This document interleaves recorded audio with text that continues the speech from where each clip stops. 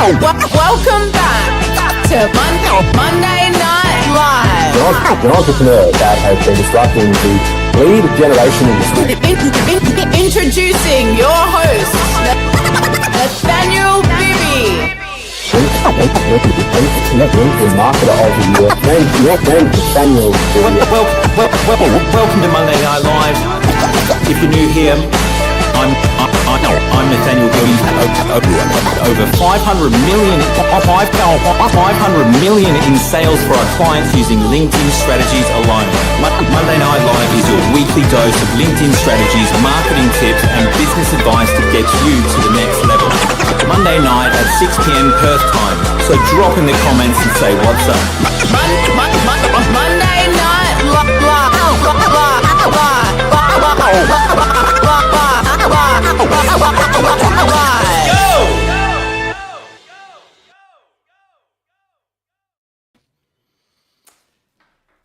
You want to grow, you want to be seen. You want more inbound leads from people who already trust you. But let me ask you this. Have you noticed it's getting harder to stand out online? You're doing the work, you're showing up, you're posting, you're trying to build your brand, and yet it still feels like you're shouting into a void. Because you've probably seen it, right? Other creators are blowing up, posts are going viral, they're sharing less but getting more attention. Meanwhile, your content's getting seen by your mum, your VA, and that guy that you met once at a networking event. And you start questioning everything. Do I just not have it? Do I need a new strategy? Should I just give up? Should I buy this thing, this course? But here's the truth. It's not that you suck at content. It's that the game has changed and most people haven't updated how they play.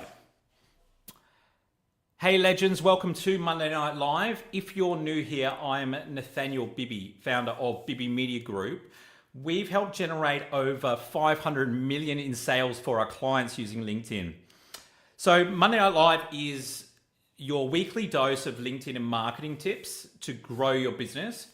Drop in the comments, say hello. I always like to see where you're tuning in from. So let me know where you are in the world. Hey Sarah, welcome. First one in the comments.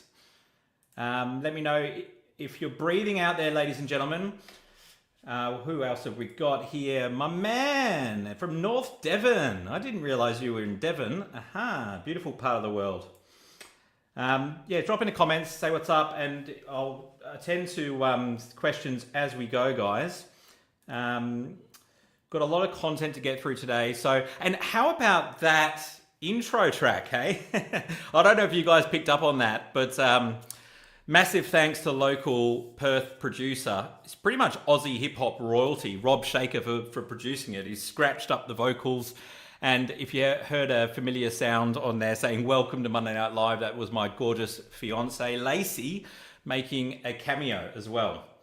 And who else we got here? Chris is in the house. Chris is a on-camera video coach, guys. If you need any on-camera training, Chris is exceptional at what he does. Thanks for being here, mate. So yeah, it's funny, I was in Melbourne last week, went to Melbourne and Sydney, and I was asked to be interviewed on this online TV network, and they wanted to know my opinion on AI and how businesses could better utilize it and what the best tools were. They were pretty surprised at my answer when they asked me, where's the opportunity in AI? Because I find that the more and more artificial, superficial, emotionally dead, and utterly useless content continues to flood our news feeds, content in its most basic form has essentially become dirt cheap. Anyone can crank out words, videos, and images in record time thanks to AI. I mean, I think about 70% of people on social media are using it, right? So honestly, the only people that are excited about this content are the AI bros trying to impress other AI bros. The truth is, our customers aren't buying it. In fact, it's actually turning them off. Like, I don't know if you agree, but when you notice that a post is AI, doesn't it just turn you off right away? There's a backlash, there's a distrust, and it's everywhere. So in this new age of AI, the ones who I believe are gonna win the marketing game are not the ones who can create more content faster. That's a race to the bottom. And it's not a game that I want to play. The real winners will be the ones who connect with more people on a much deeper level. So what's actually happened is the herd has got tighter.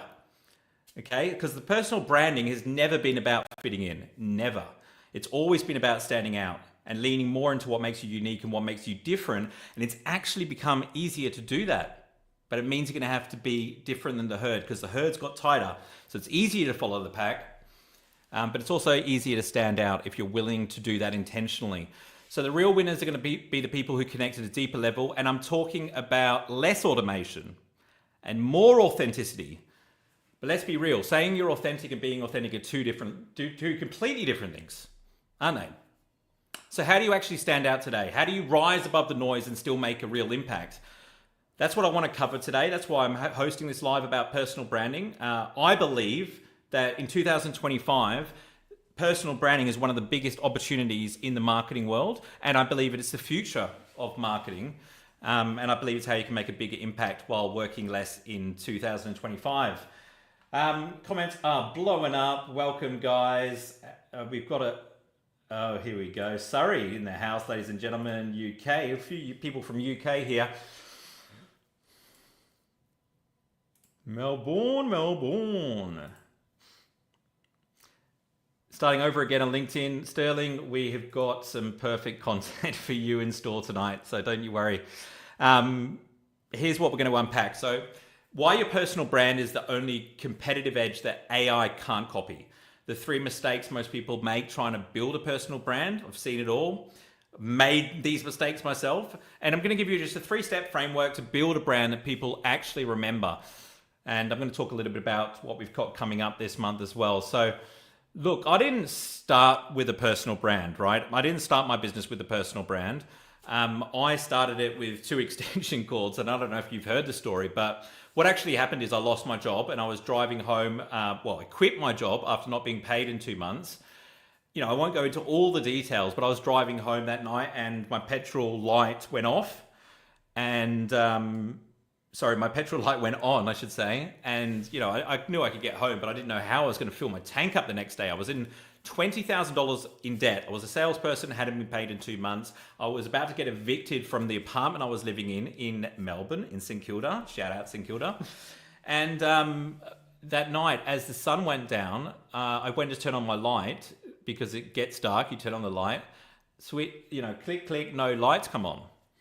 I haven't paid the electricity bill, right? So I'm getting evicted, haven't paid my electricity bill, and I've got no job, no prospects of another job, and $20,000 in debt. So that night I decided something. I made a decision that I was going to start a business.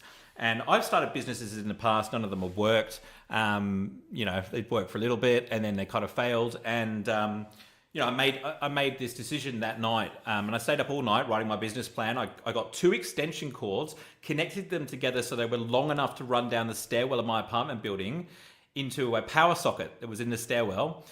Because I had no power. And then I connected the other end of the extension cords to a desk lamp. And I sat under that desk lamp and I stayed up all night and I wrote my business plan. And then the next day I got onto LinkedIn, made an appointment. To cut a long story short, I made $15,000 in my first day in business and did particularly well after that. Managed to pay off all my debts relatively quickly. By the end of the first year, I had 12 people working for me. So, we did pretty well. Now I kept that story to myself for at least 4 or 5 years in business. Starting in business, I was always the youngest guy in the room. Like in my 20s, I started in business quite, very early. I was, doing sales when I was at university, 18, 19 years old. And, I always had to make an effort to not appear like the kid in the room. So I would always, dress really smart, wear a suit. And I wouldn't share anything about, my personal life. I would keep it very professional. Even the way that I spoke in those meetings was different to how I normally speak. And I started shooting video content and the videographer come in and he asked me, how did I start my business? And I don't know why, but for some reason I just told him exactly that story.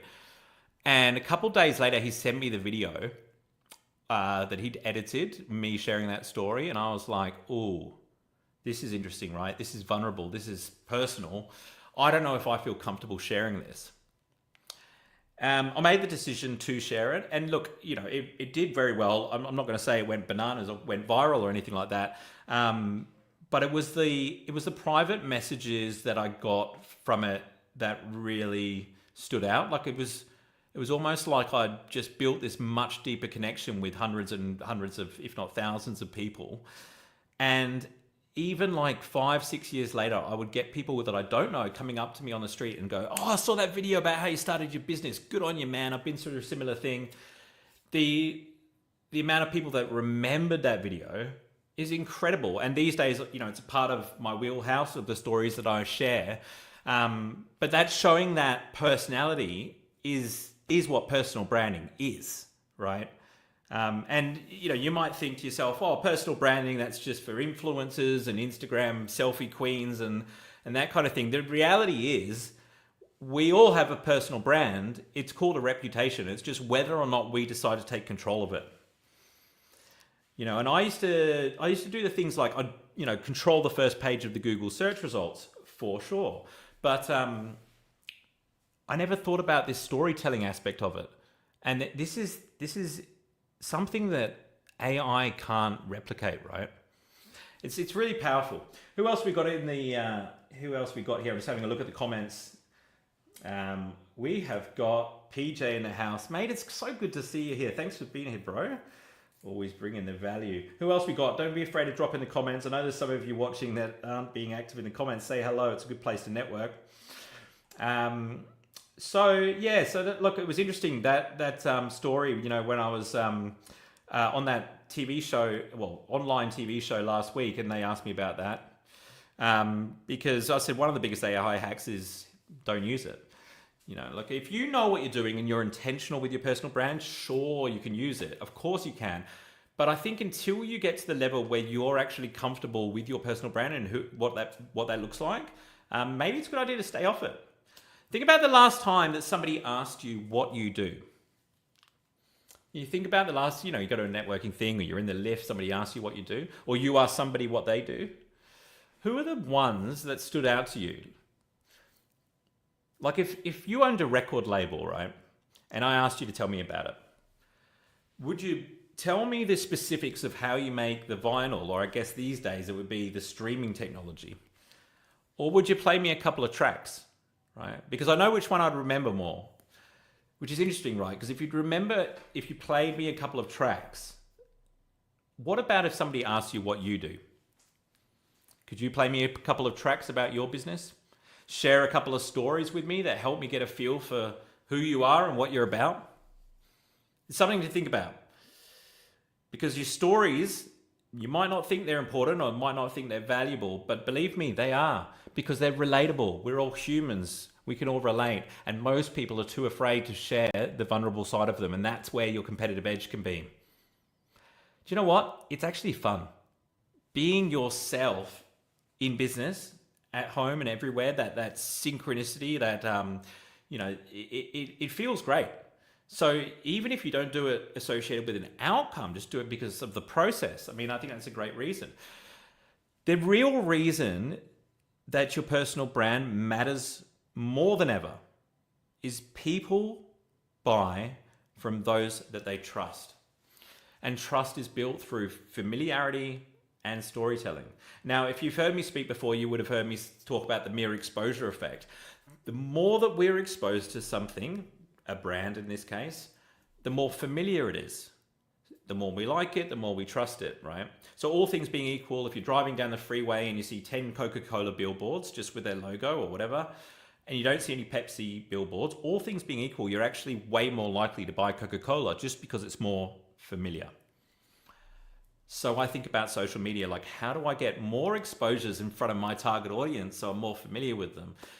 That way they like me, trust me more than the next guy. And when it comes to making a decision, I'm the one that's top of mind. And so this is what personal branding is. And it's not just telling stories, one story in each post. Think about every post as part of the story. People can come on your brand story. Your whole business, your whole career is a story. This Monday Night Live, you'll notice, if you're paying attention, I've created a newsletter where I talk about behind the scenes, like starting Monday Night Live again was a big decision that I started at the start of the year. I took a break for 2 years, and LinkedIn's changed a lot. You can't get the same level of promotion as I used to. I used to get thousands of people along.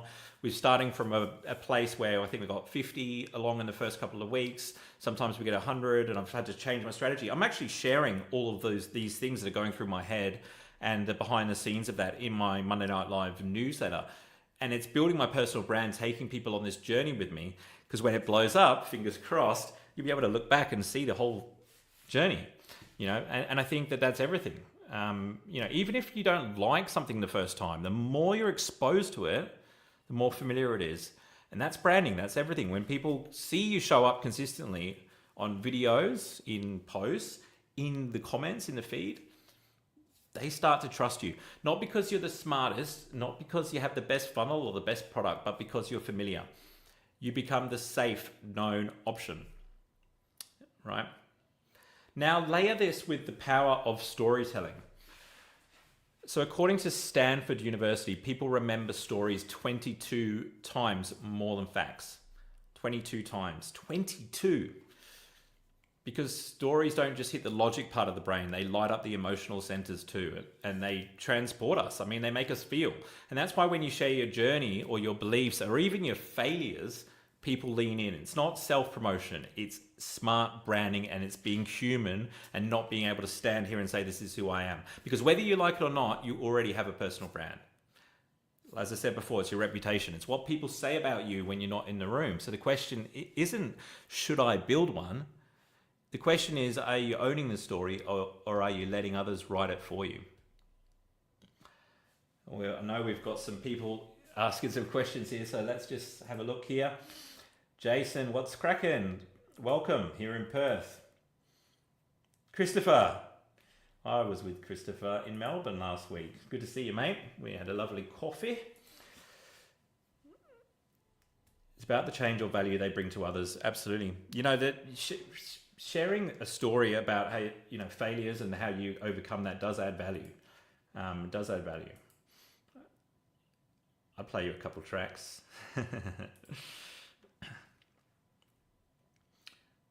Yeah. 100%. What most people do is they talk at you, right? They talk at you. They say, hey, you should really do this. Because I review lots of content. My clients will send me posts all the time, and 9 times out of 10, this is what I've got to share with them, right? Is you can't just jump in and start telling people what to do until you've told them why. How do you balance this with demonstrating you can help solve problems? I guess you can share your story, link it to what you do now. The thing is, right, Sarah, the things that we know and how we can help people solve the problems we didn't always know, right? So what most people have a challenge with is putting themselves back into the shoes of the customer where they are now when they had the problem and they didn't know how to solve it and what that felt like. And then you can go into the epiphany and what you learned and what you've done since then. And that's when people will listen to you. So the problem is very important.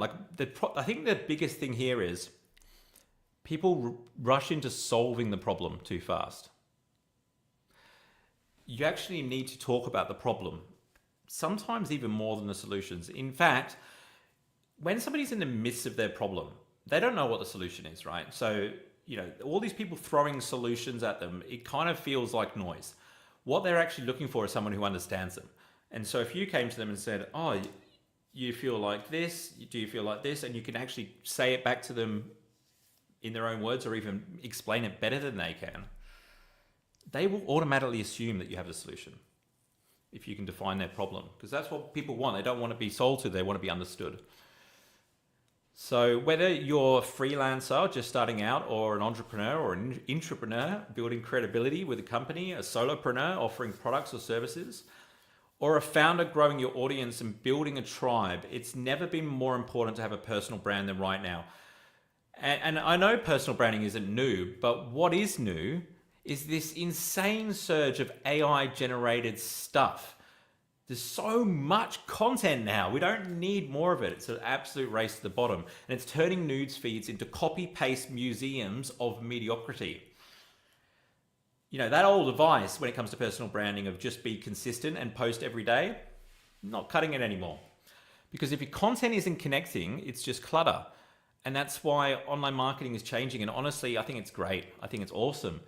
One of the guys that I follow when it comes to marketing, because I'm always researching, is Seth Godin. Some of you may have heard of Seth Godin. He's 22 times best-selling author after all.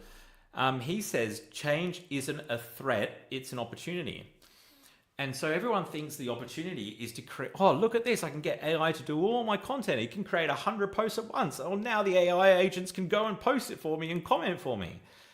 All right, while they're doing that, we can actually be building real relationships, because if you ignore the real relationship component of business, it won't work long term. You can bring as many automated leads through your funnel as you like.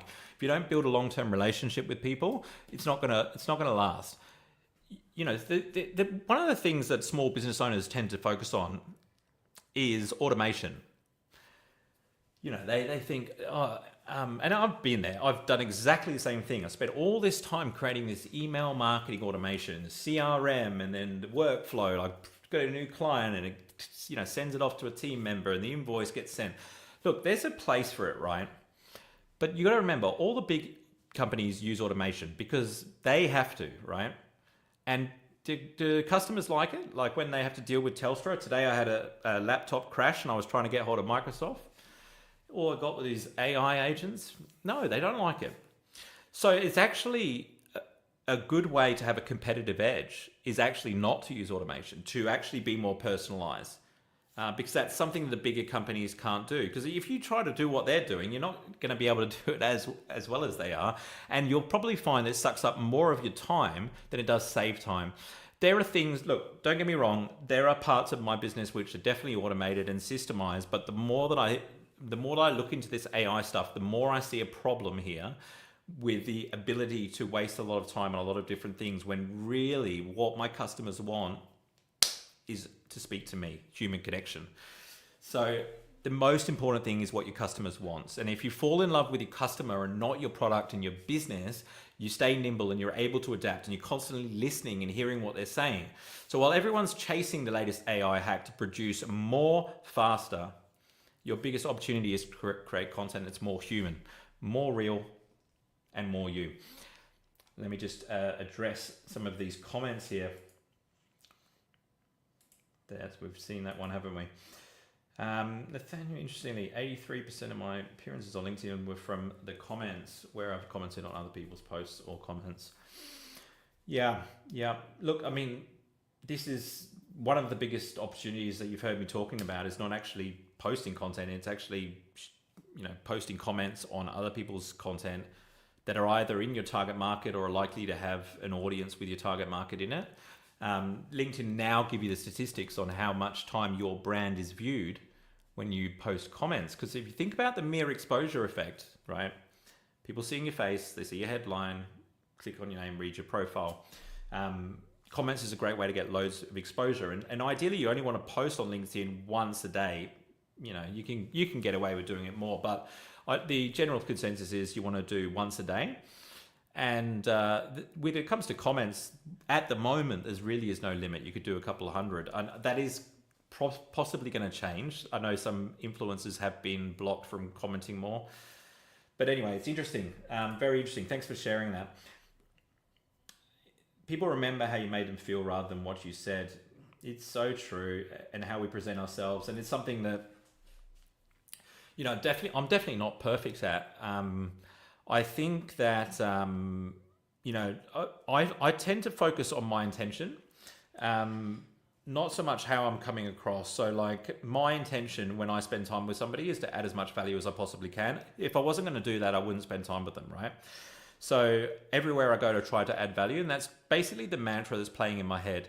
And I find that the more value I add, the better my business does. I don't try and hold things back because, you know, that this is my best content, you've got to pay for that. No, like generally what people are paying for when they become a client of somebody, you know, in a business like this, where I'm sharing a lot of content, it's actually very educational. The marketing, you know, the marketing is really education. It's, you know, people trust me when they've seen my videos and they see my content, they got value from it, right?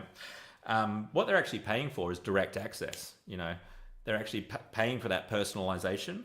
and for them to be able to call me up and say, hey, I'm posting this, can I get some advice? Or even for me to direct that. So people want that personal side of it. So I don't think that I'm under any illusion that they're paying for like more content than what I've already shared publicly. If they can hack 5 years into 6 months, that's worth a fortune to them.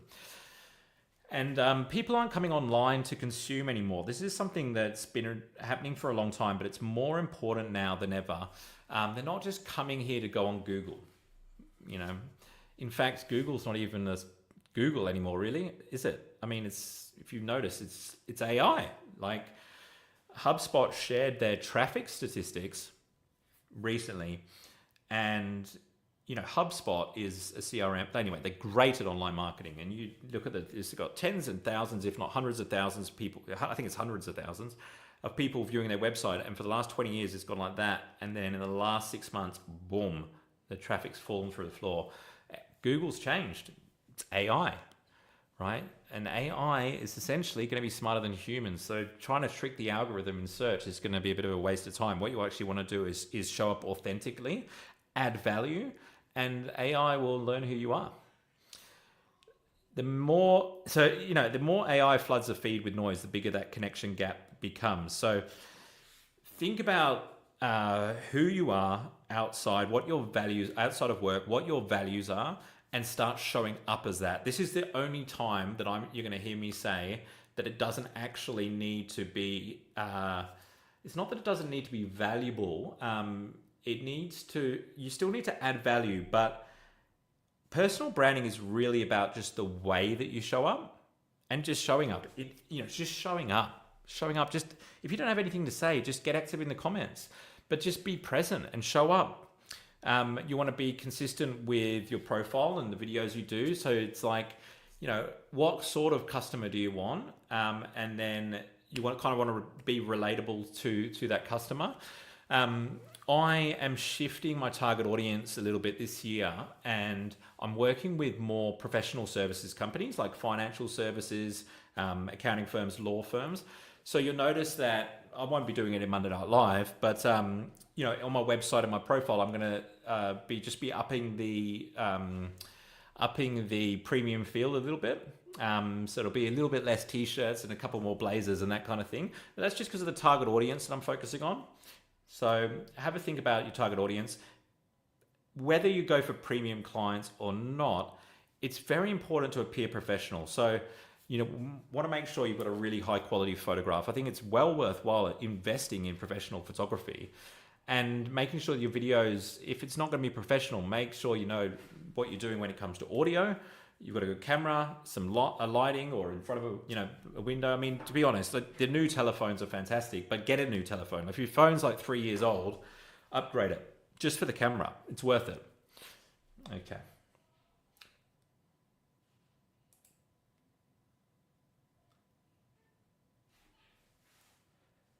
Elena, thanks for being here. Yeah, look, I'm a big believer in long form content. That's one of the reasons I do these live streams. And I'm, quite big on YouTube. Like I've just got over 20,000 subscribers, which is a goal of mine this year. So yay. But I love long form content because it gives people, like if somebody watches a long form video from me, the trust that it's built is huge. Whereas the long form snippets is a bit harder to do and you've got to do it repetitively. But they've still got a place. I mean, short form content is, to be honest, what people want to consume.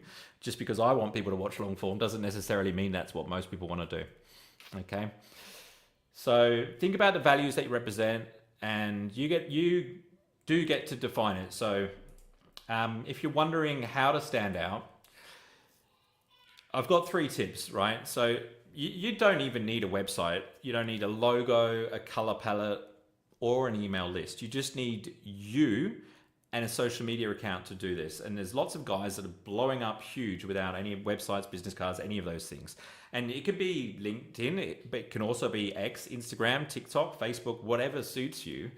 If you're in B2B or professional services or finance, I'm always going to suggest LinkedIn because it just works so well for me and my clients. All right, so these are the 3 tips. Tip 1, stop overthinking it. Just start, My daughter likes Finding Nemo. I don't know if you guys have seen that movie, but Dory says in one of the scenes, you got to just keep swimming, and that's the vibe we're going for. So many people wait to post until they've got it all figured out. Look, if you post flops, no one's going to see it. For starters, you actually become good at content by practicing content. So dump more content into the feed. Don't let perfect get in the way of good enough. Perfect idea, perfect timing, I've got to put this, forget all that. Just start. If you do a couple of things that I told you, like put in a hook or a call to comment, great. You're improving and getting feedback from the audience, and then you'll actually start to learn what stories resonate. You don't have to be an expert at content. You don't have to have a strategy. You just need to show up and be real, and then you're already beating 99% of your competition. You can post about what you did today, what you learned during the day, an insight. You don't have to be the expert. You can say what you've learned. When I started posting content, I didn't feel like an expert whatsoever 12 years ago. And my content would revolve around what I've learned from reading this book, or the 10 things I learned from Richard Branson, why I think Tony Robbins is a great marketer. So, post about those sort of things. You could post about what you learned at Monday Night Live.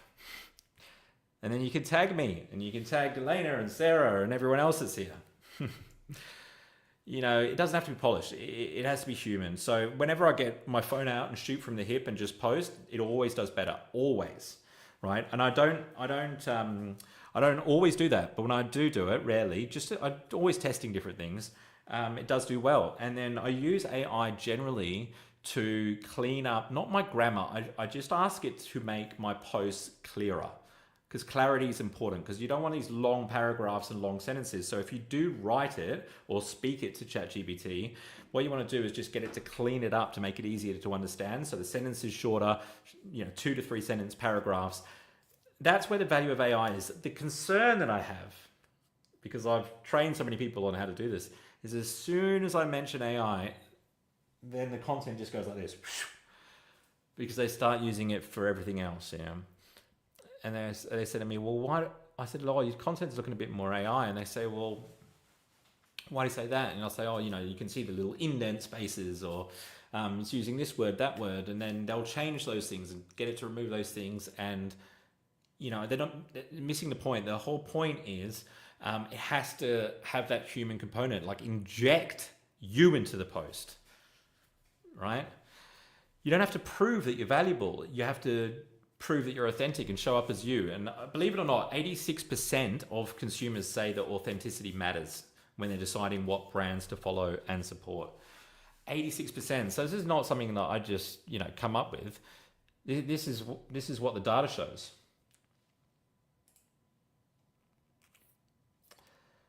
All right. How are you finding it so far, guys? Let me know in the comments if you're enjoying this. Okay. Let's talk about tip number 2. I think, I'll refer it back to, I messaged somebody on LinkedIn recently and they said, hang on, how do I know that you're not AI? Right? I was like, oh, excuse me, but honestly, is it that surprising? This is the world we live in these days. And so, you want to show up as yourself. I think that's really important. The third one is fall in love with the process, because if you only care about views, likes, or going viral, you're going to burn out, because it takes a lot of consistency to achieve success that won't come from chasing numbers. And, that awkward beginner phase where nobody's watching, we've all been through it. I posted for 1.5 years with no one watching, and I was doing professional video content and kept at it. But then eventually something clicks. And once you understand it, what you're actually understanding is what your personal brand is and how people see you, and you lean into it. So stop fixating on the income and start obsessing about the process and showing up. And when you do that, trust that consistency will build, and it'll become clear to you what works and what doesn't. So the goal is not to be, like Nathaniel or Alex or Mosey or Gary Vee, because that's what people think when they go to build a personal brand. They're like, I want to be like that guy. And they start copying their mannerism and dressing like they dress. and they're missing the goal completely. The goal is actually to be more of yourself and to be more different and be more unique. That's what building a personal brand is all about. That's what I believe, and everyone's got their own take on this, which makes it really interesting. But this is what I believe. So we need to wrap up. So here's your challenge this week. I want you all, if you're willing, to type accept in the comments if you're willing, to post something real, not a tip, not a how-to, a story, something about who you are, what you believe, a challenge you've overcome, and what you've learned. When you do, please do send it to me or tag me. I do want to have a look at these, and I'll bring a couple of these up next week. Share a story. You might think to yourself, oh, it's not really business related. It's actually totally fine to share a personal story on LinkedIn every now and then. If you did it 1 in 10 posts, that'd be fantastic. They always, I know for a fact that it will do better than any of your other posts, because they always do. Massive shout out, guys, if you are going to type accept into the comments and accept this week's challenge and share a raw story, because it's not easy being vulnerable, especially if you're not used to it. But I promise you'll crush it, because people don't want perfection. They want real. If you want to be featured in Monday Night Live next week, take the challenge, tag me, we'll do it together. All right, I just want to quickly talk about next week, guys, because this one's a main event episode. It's about what every content creator needs to know. What guys like Alex Hormozi, Gary Vee, Stephen Bartlett, Grant Cardone, how they own the feed, how they make people feel something every time they post. So I've analyzed these guys' content from when they started on LinkedIn, how they turn followers into clients without selling. So that's next Monday, 6 p.m. Perth, 8 p.m. Sydney. You'll notice that if you go to my profile and scroll down to posts and then you click on events, I've got the next month all scheduled out in advance. We've got 2nd of June, 7 steps to LinkedIn influence. One of my keynotes I've been doing for years, more relevant now more than ever. On the 9th of June, I'm going to be talking about YouTube and LinkedIn, the cross-platform strategy no one talks about. 16th of June, we've got a special guest, Yasmin Alec, the #1 influencer on LinkedIn, is joining Monday Night Live. So you don't want to miss this run. Thanks for being here tonight. Thanks for showing up, guys. I appreciate you. As always, stay legendary, and I'll see you next Monday.